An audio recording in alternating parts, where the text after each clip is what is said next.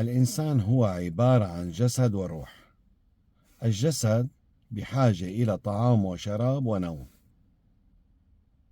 أما الروح فهي بحاجة إلى أن تسكن وتطمئن. كيف تسكن هذه الروح وتطمئن؟ ألا بذكر الله تطمئن القلوب. فحاجة الروح للتقرب من الله كحاجة الجسد للطعام والشراب. فتقرب إلى الله بالأعمال الخيرة، مساعدة الناس، إماطة الأذى عن الطريق، فأي عمل يقربك من الله يعطيك هذه الطمأنينة والسكينة.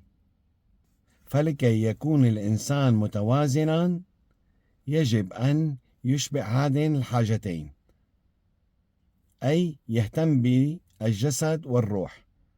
فالجسد كلنا نعرف كيف نهتم به، يجب أن نركز على الروح.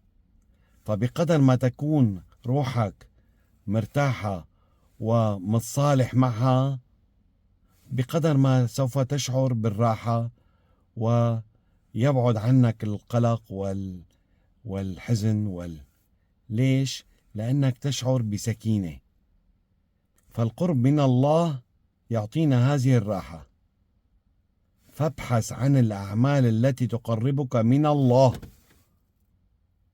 وثق سترتاح وسيبعد عنك القلق، وستكون شخص متوازن نفسيا وعاطفيا وداخليا، لأنك تملك هذه الروح الجميلة بقربك من الله سبحانه وتعالى. أسأل الله أن يكرمنا جميعا بالطمأنينة والسكينة بالقرب منه، ويهيئنا الأعمال اللي بتقربنا منه ويعيننا عليها.